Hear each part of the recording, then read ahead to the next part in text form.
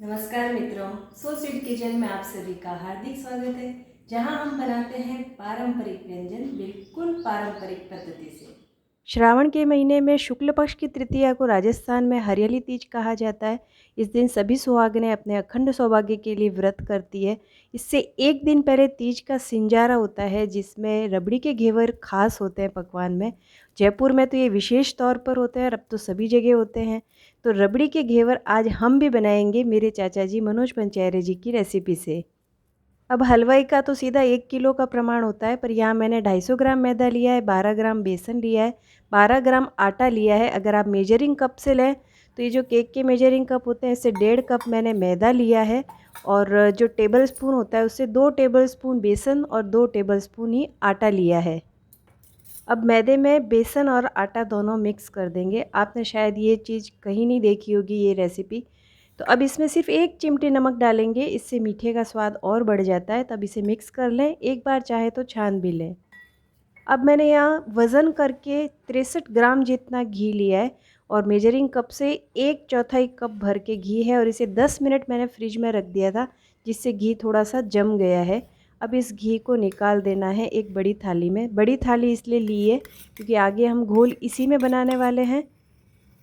अब इस घी को हाथ से इस तरह से मथना है। आपने बहुत से वीडियो देखे होंगे जिसमें बर्फ़ के टुकड़े डालते हैं, कुछ भी ज़रूरत नहीं है डालने की। घी आपका अच्छा ठंडा है तो हाथ से फेंटने पे इसका एकदम क्रीमी टेक्सचर हो जाएगा। इस तरह से इसे लगातार फेंटना है। और अब ये देखिए, फेंटते फेंटते घी पीले से सफ़ेद हो गया, एकदम क्रीम जैसा हो गया है ये। अब यहाँ मैंने फ़िलहाल लिया है 1 कप दूध। जिस कप के मेजरमेंट से हमने आटा मैदा लिया है, उसी से मैंने यहाँ पे दूध लिया है। 1 कप दूध में से थोड़ा सा दूध पहले इस फेंटे हुए घी में डाल के थोड़ा सा मिक्स कर लेंगे, और फिर इसमें थोड़ा थोड़ा मैदा, थोड़ा थोड़ा दूध, इस तरह से एक एक बैच में करके डालते हुए इसको हमें फेंट के इसका एक घोल तैयार करना है। थोड़ा थोड़ा आराम से इसलिए करना है कि इसमें गांठें बन जाती है। अच्छी तरह से इसे फेंटना है, इसीलिए थाली में लेने को बोला है मैंने। अगर आपने किसी बर्तन में लिया, दूसरे बर्तन में, तो फिर वो गांठें निकलती नहीं है। तो थोड़ा थोड़ा करके, थोड़ा दूध थोड़ा मैदा, इस तरह से हमें इसका पूरा बैटर तैयार कर लेना है। अब मैंने दूसरा कप दूध ले लिया है, वो इसमें थोड़ा थोड़ा डाल रही हूँ। एक साथ सारा नहीं लेना है, थोड़ा थोड़ा दूध थोड़ा थोड़ा मैदा डालते जाना है। तो हमें एक अंदाज आएगा, आगे मैं आपको दिखाऊंगी इसका परफेक्ट टेक्सचर कैसा होना चाहिए। अब सबसे आखिर में मैंने पहले जो बचा हुआ मैदा था वो डाल दिया है, और उसकी गांठें पहले पूरी निकाल दी है। पहले से दूध डाल दिया तो उसकी गांठें निकलेगी नहीं। अच्छी तरह से इसे फेंट लेना है, गांठें जितनी हो सके उतनी हाथ से निकाल लें तो बहुत अच्छा होगा। और जितना इसको हम अच्छा फेंटेंगे उतने ही हमारे घेवर एकदम क्रिस्पी बनेंगे और जालीदार बनेंगे। तो फेंटते जाना है इसे। अब ये जो बचा हुआ दूध है, मतलब टोटल 2 कप दूध मैंने अभी इसमें डाल दिया है। अब क्या करना है, ये जो हमने घोल तैयार किया है इसे सूप स्ट्रेनर या किसी भी छलनी से छान लेना है। ये प्रोसेस भी आपको अभी तक किसी ने नहीं बताया होगा, तो थोड़ी बहुत जो गांठें होगी वो भी इसमें से निकल जाएगी।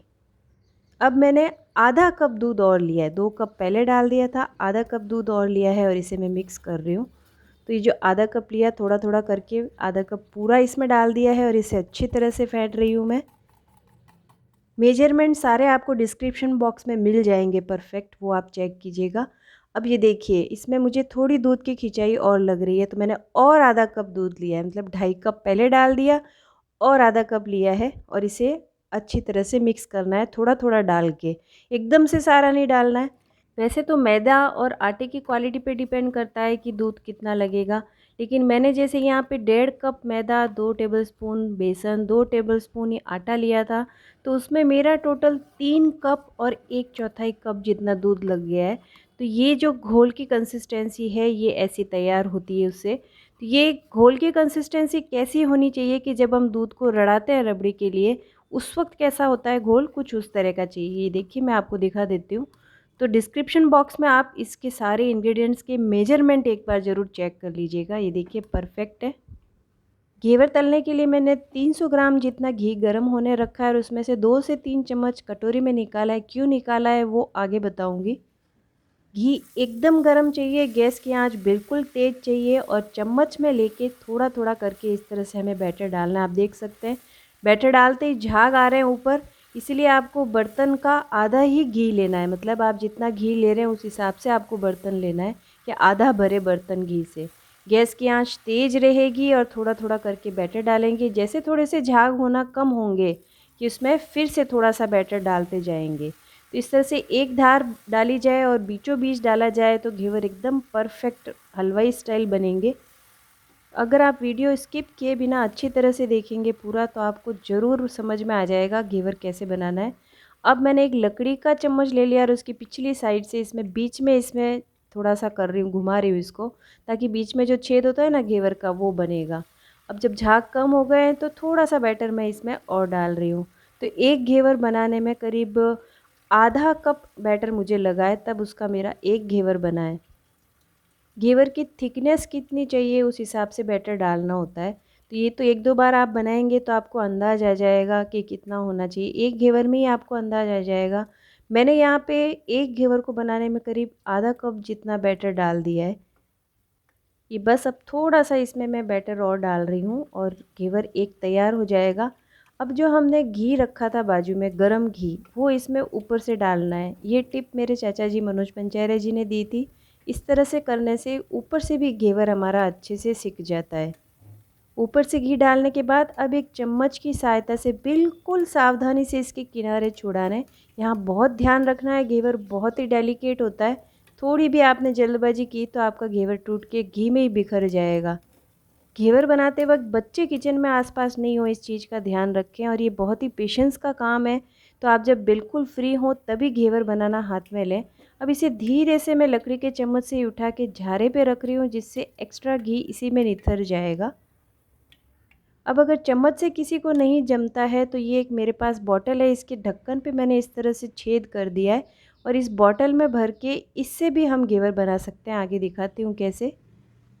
घी फिर से तेज़ गरम करके मैंने कटोरी में थोड़ा निकाल दिया है और बॉटल में से थोड़ा थोड़ा करके हल्के हाथ से दबाते हुए थोड़ा थोड़ा करके बैटर डाल रही हूँ। तो जैसे जैसे बुलबुले कम होते जाएंगे, झाग कम होते जाएंगे, वैसे वैसे बैटर डालते जाना है। आपके पास सॉस की बोतल हो तो आप उससे भी ये काम कर सकते हैं। अब ऊपर ये जो गरम घी डाल के और वही प्रोसेस दोहरा के ये भी एक घेवर हमारा तैयार हो गया है। इसे भी निकाल देंगे चम्मच की सहायता से। बहुत हल्के से करना है, इस काम में भी बहुत ध्यान रखना है। 250 ग्राम मैदे से मेरे यहाँ 10 मीडियम साइज़ के घेवर तैयार हो गए हैं तल के। और घी जो मैंने लिया था उसका करीब आधा घी काम में लिया गया है, बाकी का इसका मैं हलवा बना लूँगी। घेवर की चाशनी बनाने के लिए मैंने यहाँ 1 कप चीनी डाली है और आधा कप की आधी, मतलब टोटल सवा कप मैंने यहाँ चीनी ली है। वज़न में चीनी 250 ग्राम है और उसमें आधा कप मतलब चीनी का आधा मैं पानी डाल रही हूँ। कढ़ाई गैस पर रख दी है और शक्कर पिघलने तक इसे लगातार चलाना है, बिल्कुल छोड़ना नहीं है। शक्कर अच्छे से पिघल गई है तो अब गैस की आंच मैंने बढ़ा दी है और इसकी हमें एक तार से थोड़ा पहले चाशनी बनानी है। मैं देख लेती हूँ, एक बार दिखाती हूँ आपको। तार बनना नहीं चाहिए, दिख रहा है कि हल्का सा बन रहा है लेकिन पूरा तार नहीं बना है। तो ये ऐसी ही चिपचिपी चाशनी इसकी चाहिए हमें। अब इसमें स्वाद के लिए इलायची पाउडर डाल दूँगी और चाशनी हमारी तैयार है बिल्कुल। घेवर पे चाशनी डालने के लिए मैंने झारे पे घेवर रखा है और उस पे इस तरह से चाशनी डाल रही हूँ, तो एक्स्ट्रा चाशनी नीचे निकल जाएगी। हलवाई तो चाशनी में से घेवर निकालते हैं पर वो बहुत ज़्यादा मीठा हो जाता है, इसलिए मैं इस तरह से कर रही हूँ। आप चाहें तो चाशनी में घेवर डाल के फिर से उसको उठा के निकाल के छलनी पे रख सकते हैं। और ये मीठा घेवर एक थाली में निकाल दूँगी। इस तरह से सारे घेवर मैं चाशनी में मीठे कर लूँगी। और ये देखिए बिल्कुल परफेक्ट प्रमाण है। 250 ग्राम मैदे में 250 ग्राम शक्कर की चाशनी बराबर बनती, सारे घेवर हमारे मीठे होके तैयार हैं। आप चाहें तो घेवर फीके ही रख सकते हैं और जब आपको रबड़ी लगानी है तभी उसमें चाशनी बनाएं। ये देखिए ये जो सफ़ेद सा हिस्सा दिख रहा है ये इसलिए दिख रहा है क्योंकि बैटर डालते वक्त एक ही जगह पे डल गया था, ध्यान से नहीं डला था। तो इस चीज़ का आपको ध्यान रखना है। घेवर पर लगाने के लिए, रबड़ी बनाने के लिए मैंने यहाँ 250 ग्राम जितना मावा लिया है। आप अगर रबड़ी दूध से बनाना चाहें तो उसका वीडियो लिंक मैं डिस्क्रिप्शन में दे दूँगी, आप चेक कीजिएगा। मैं आज मावे से ही बना रही हूँ तो इसके लिए मैंने यहाँ 25 ग्राम मतलब टेबल स्पून से लें तो 2 टेबल स्पून जितनी शक्कर ली है और उसमें 2 टेबल स्पून जितना ही पानी डाल दिया है। और इसे अच्छी तरह से हमें चाशनी इसकी बना लेनी है, लगातार चलाना है शक्कर पिघलने तक। जैसे ही इसकी शक्कर पिघल जाती है तुरंत इसमें हमने जो मावा रखा था वो डाल देना है। तो यहाँ पे जो मैंने मावा लिया है ये एकदम सॉफ्ट है। आपका मावा अगर थोड़ा भी कड़क है या फ्रिज में रखा हुआ है तो उसे कद्दूकस कर लें। मावा डालने के बाद बस कुछ नहीं, इसे मध्यम आंच पे थोड़ा सा सेकना है हमें। मावे से रबड़ी थोड़ा इंस्टेंट तैयार हो जाती है, इसलिए मैं इस तरह से कर रही हूँ। आप दूध से बनाना चाहें तो उसका recipe video link description box में है, आप एक बार ज़रूर चेक कीजिएगा।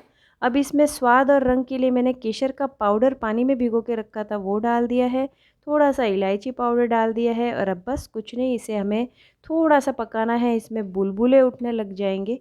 ये देखिए थोड़ी देर में इसमें बुलबुले उठने लग गए हैं। तो अब इस वक्त गैस की आंच बंद करके फिर इसे हमें अच्छे से घोटना है। तो जितना हम इसे घोटेंगे उतना ही ये रबड़ी फैलाने में आसानी होगी और बहुत ही बढ़िया बनेगी। रबड़ी हमारी तैयार है। अब जो हमने चाशनी में घेवर भिगो के रखे थे उस पर बस ये रबड़ी लगा देनी है। ये काम रबड़ी गर्म रहते ही करना है, थोड़ी ठंडी हुई तो फिर उसे फैलाने में दिक्कत आएगी। तो इस सावन के महीने में आप भी ये रबड़ी के घेवर ज़रूर बनाइए और अपने अनुभव मेरे साथ साझा कीजिए। रेसिपी पसंद आई है तो वीडियो को लाइक, शेयर और कमेंट करना बिल्कुल मत भूलिए। इसी तरह की रेसिपीज़ के लिए चैनल भी सब्सक्राइब कर दीजिए। फिर मिलेंगे एक अच्छी सी रेसिपी के साथ, तब तक के लिए स्वस्थ रहिए, मस्त रहिए और खाते रहिए। धन्यवाद।